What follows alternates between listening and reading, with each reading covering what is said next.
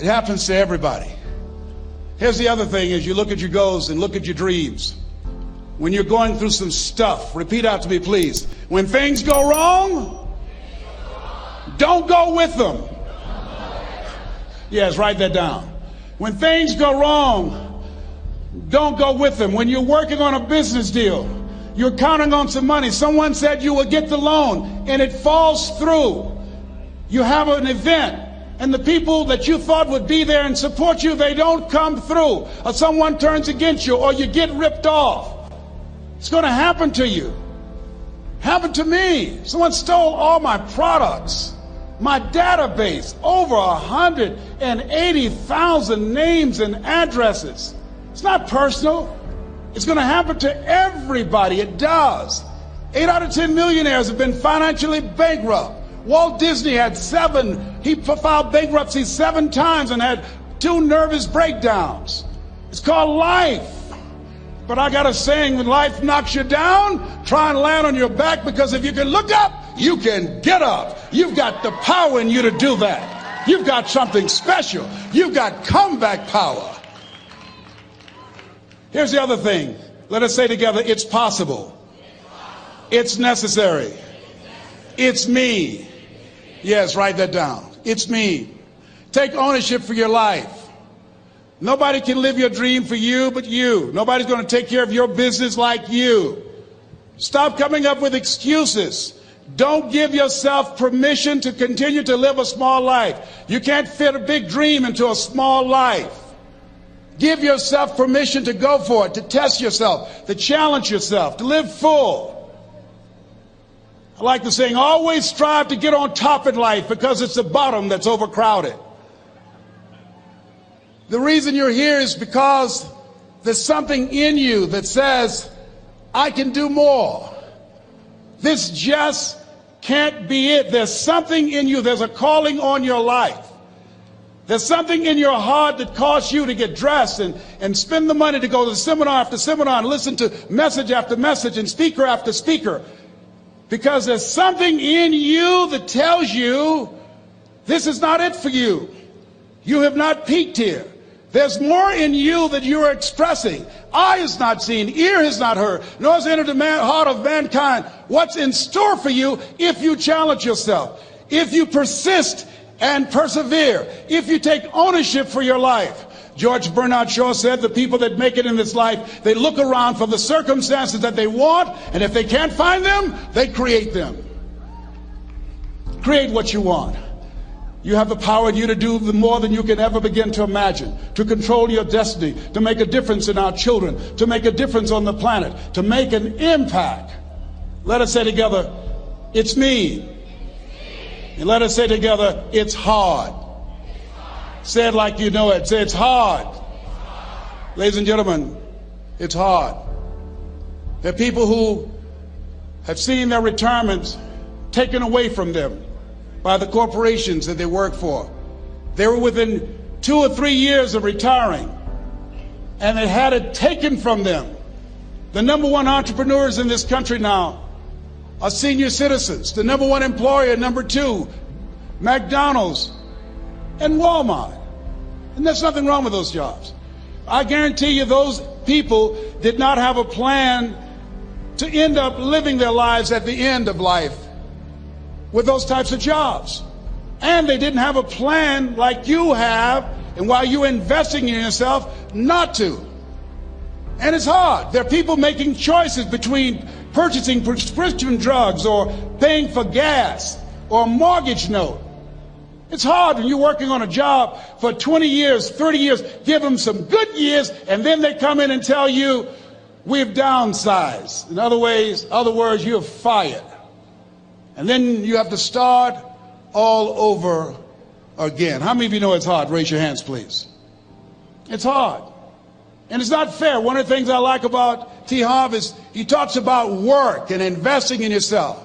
It's not fair when people are going up against that kind of stuff to tell them just think positive and be enthusiastic and everything will work out all right.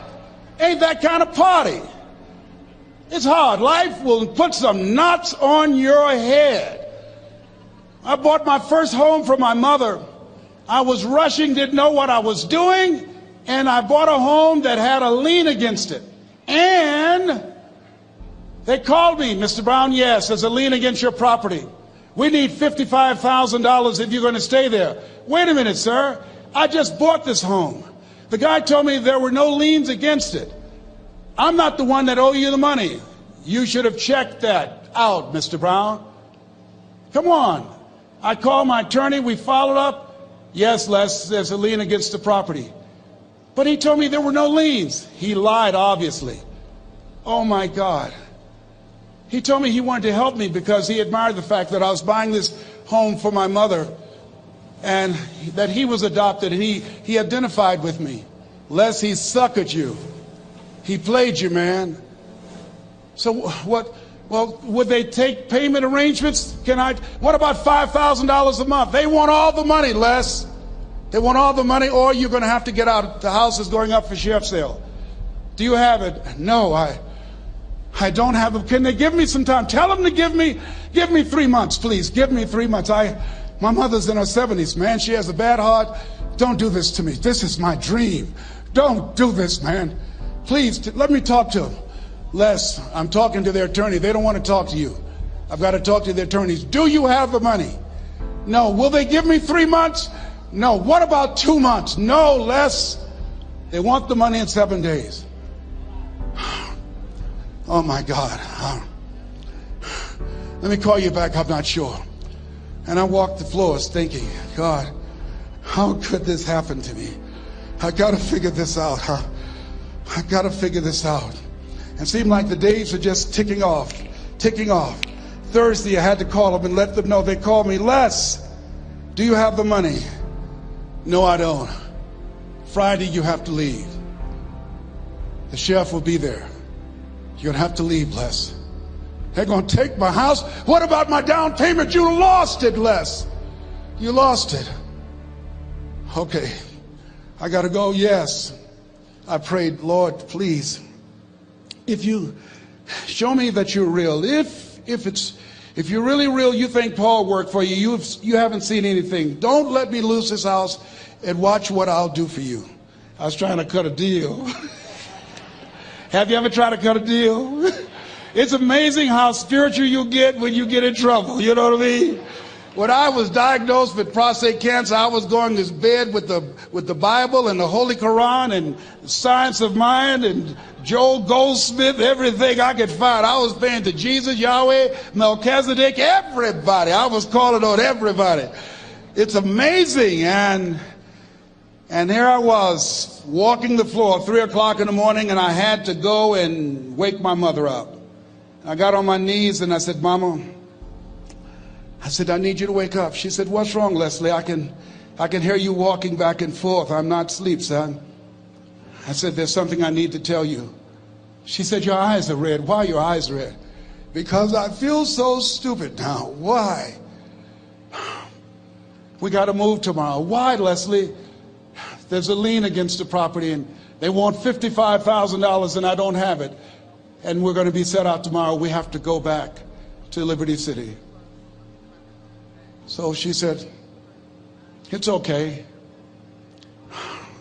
I don't like this house anyhow. I said, why? She said, because of my arthritic knees. It hurts my knees when I go up the steps. I said, and why didn't you tell me? Because you were so happy. I just said it because you were happy. I'll live in a shack with you, boy. I love you. It's not the house. I love you. I love all my children. I said, thank you, Mama. Thank you. And the next day when we were in the truck going back to Liberty City and we pulled down 68th Terrace, the neighbors came out and said, whoa, Mamie, y'all coming back? Are you back? Yes. What happened to the home your boy bought for you? Those boys you adopted.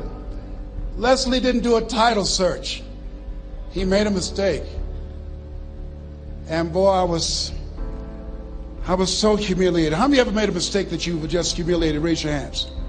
I was devastated. I was taking the furniture off the truck and my mother came and I was crying And she said, boy, I said, yes, ma'am. She said, hold your head up. I said, Mama, I can't. She said, hold your head up. I said, why? Look what I've done. She said, it's okay. It's okay. You are going to make a lot of mistakes in life, young man. You're going to fail your way to success. You have nothing to be ashamed of.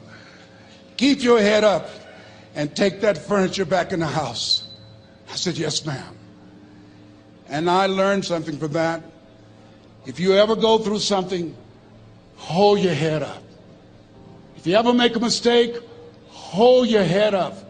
If you ever do something that everything goes wrong, life catch you on the blind side, hold your head up. It's not over. Goethe said, that which does not kill you will make you stronger. Hold your head up. Shake someone's hand on your right and left and say, hold your head up.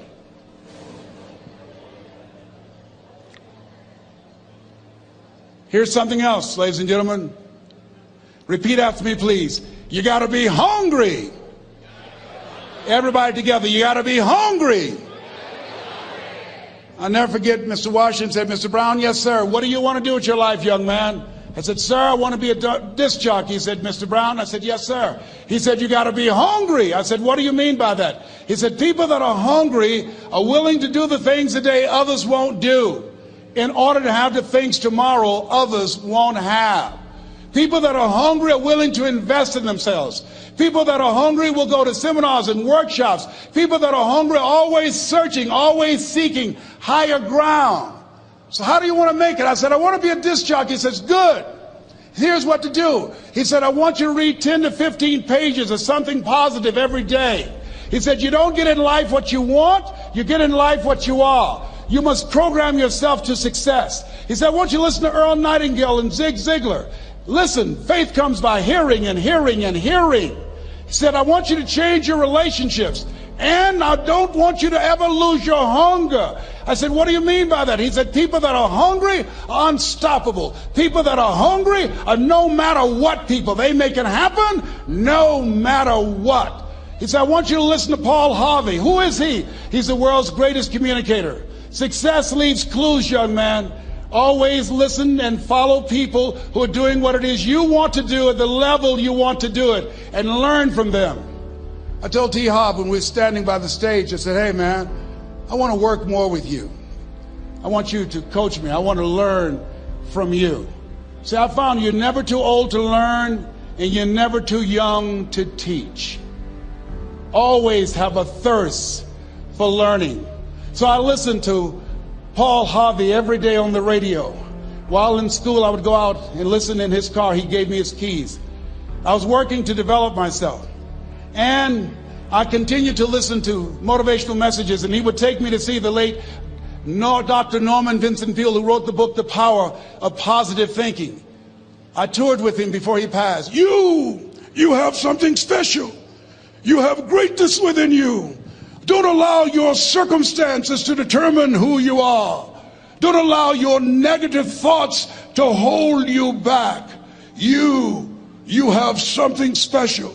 You can do more than you can ever begin to imagine. Dr. Peale was an incredible man. I admired him. When he spoke, he gave me goosebumps. I can feel him in my heart. And I never forget, we were coming back to the school, and Mr. Washington said, Mr. Brown, yes, sir. When Dr. Peale spoke, you didn't move. When he spoke, you were hanging on every word. When he spoke, we didn't have to tell you to sit down and be quiet. Why? I said, sir, I could feel him when he talked. I felt like he was talking to me, sir. He said, he was.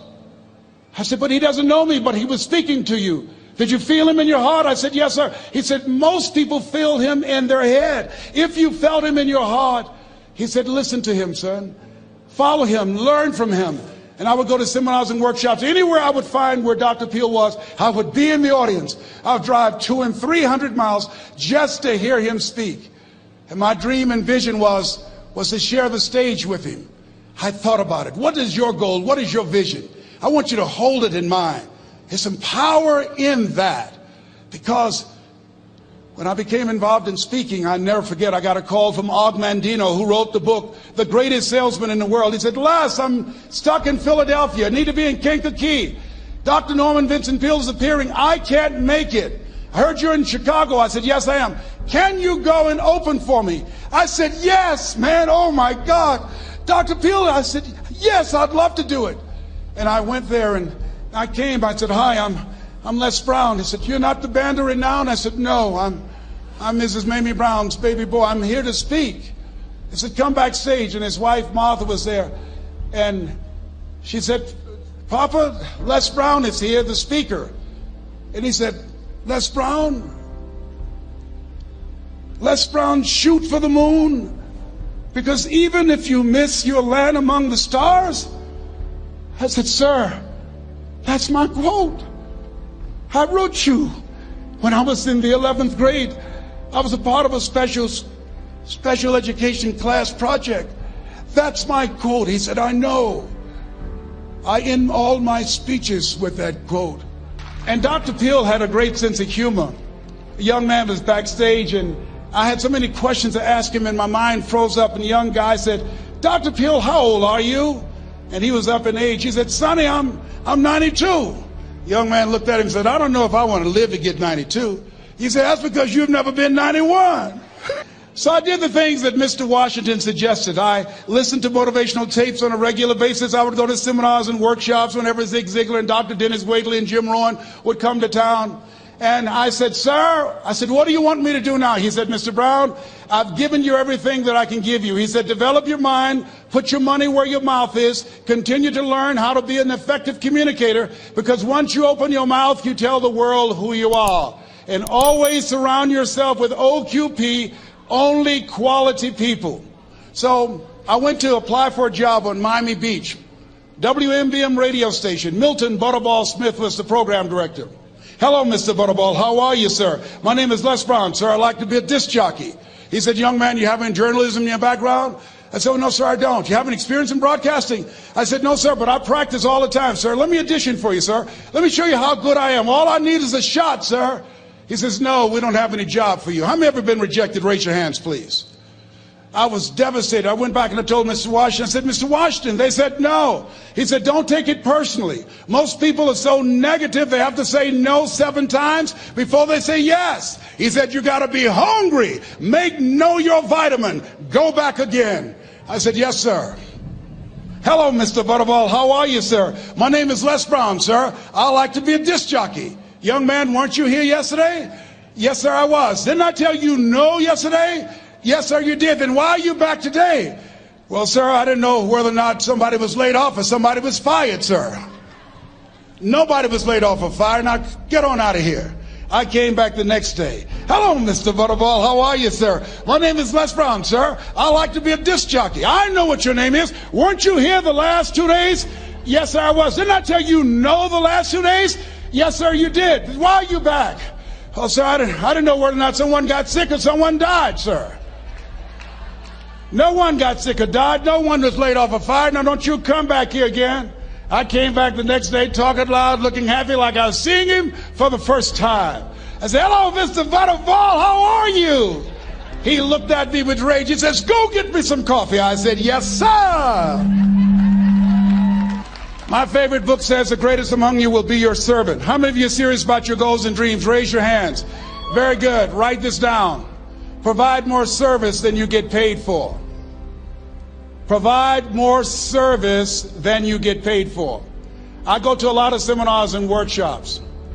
And one of the things I know about T. Harv Eckert, when I was sitting in the class with Robert Ruppel and all of the other presenters, they hold themselves to high standards and they provide more information than anybody else in the industry, bar none. They hold nothing back because their commitment is for your success. And when you hold yourself to high standards, write this down, impact drives income. That's why you're here. Because the training, the seminars, been making a difference in your life. If there did not have impact, 200 or 300 people would be here, if that amount. Impact drives income. So I became the errand boy for the disc jockeys. I would go get their lunch and their dinner, and I would bring it to them in the control room, and I'd watch them working the control boards, knowing my time will come. Write this down. I expect to reach my goal. Yes, you want to operate with a spirit of expectation. I expect to reach my goal. So I started preparing for the next position. Never forget one quote that I heard. As you look at your life, you look at your goals and dreams. It's better to be prepared for an opportunity and not have one than to have an opportunity and not be prepared. If you expect to reach your goal, prepare yourself now. And so then pretty soon, the guys at the station, they begin to take a liking to me. Write this down. Build relationships. As you're aware, people deal with people that they know, like, and trust. And so they would say, Leslie, yes, sir. Come here, yes. Come outside. Who did this? Oh, your car? Yes. Who cleaned my car? I did, sir. I would wax their cars on the weekend, inside and out. How much do you charge? Oh, nothing, sir. I just sworn to help out. I was providing more service than I got paid for. I was building relationships. They said, whoa, look here. Donna Ross and the Supremes are coming to town. The Four Tops and the Temptations. Here are my car keys. Pick them up for me. Take them to the Fontainebleau Hotel on Miami Beach. I said, yes, sir. I would drive them all over Miami Beach in their big, long Cadillacs. I didn't have any driver's license, but I was driving like I had some. Then one day, it was a Saturday afternoon, a disc jockey by the name of Rockin' Roger was drinking while he was on the air. It was a Saturday afternoon, and I was the only one there. Rockin' Roger got so drunk, he could not complete the show. He started slurring his words. He's about to fall off the chair.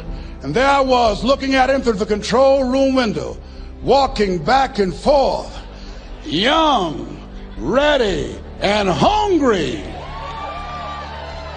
I was saying, drink, Rock, drink. Drink, Rock. I'd have gone and get him some more if he'd asked me to.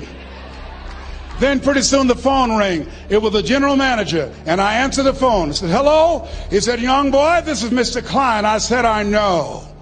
He said, Rock can't finish his program. I said, I know. He said, would you call one of the other DJs in? I said, yes, sir. I said to myself, he must think I'm crazy. I called my mom and my girlfriend, Cassandra. I said, y'all come out on the front porch and turn up the radio. I'm about to come on the air.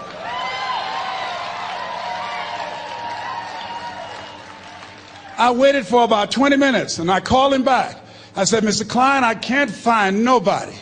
He said, young boy, you know how to work the controls? I said, yes, sir. He said, go in there and segue the record, but don't say nothing here.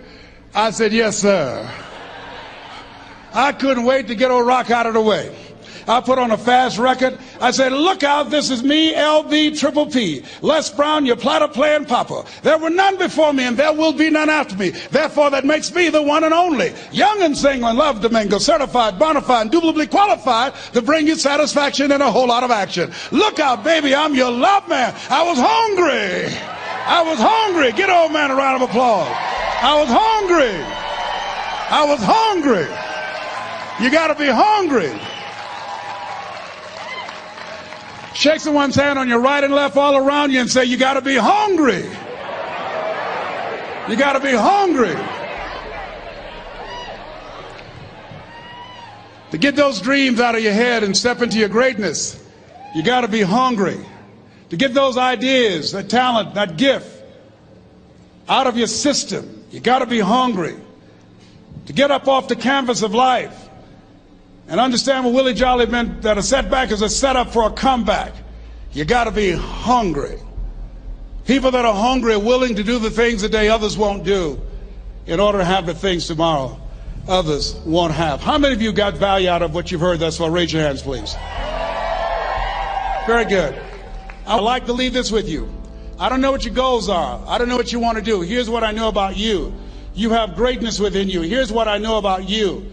I can help you to live full and to die empty. I can show you what I've learned. If anybody told me that I would be doing what I'm doing now, I leave here today, I go to New Orleans and speak there, then I'll be flown to Barcelona, If anybody told me, given my circumstances, born in an abandoned building on a floor in a poor section of Miami, Florida, called Liberty City, if both my birth parents stood up and said, "Hello, son," I would not know either one. Being labeled educable mentally retarded, put back from the 5th grade to the 4th grade, failed again when I was in the 8th grade, no college training. Anybody told me the principles that I would teach you, that they would have the impact that it has had on my life. This Les Brown that you see, I did not know he existed.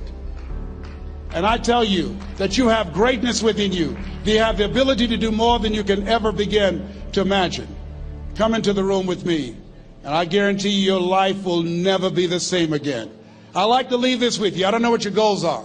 Mine is to find a cure to autism. Mine is to find a cure to breast cancer and to prostate cancer. Mine is to work with our youth and to reduce the recidivism rate in our prisons and help young people learn how to become an asset to our society rather than a liability. Mine is to train speakers to become great communicators, to speak from their heart, not their heads, and teach them how to impact and create a new conversation so people can see the possibilities of life and overcome the possibility blindness that held me hostage for 14 years. I don't know what your goals are, but here's what I know about you, and I don't know you. You've got greatness within you. And I like to leave this with you, something my mother used to love to hear me say. "Leslie," "Yes, ma'am, Mama." "Say that thing for me, boy, that makes me feel good."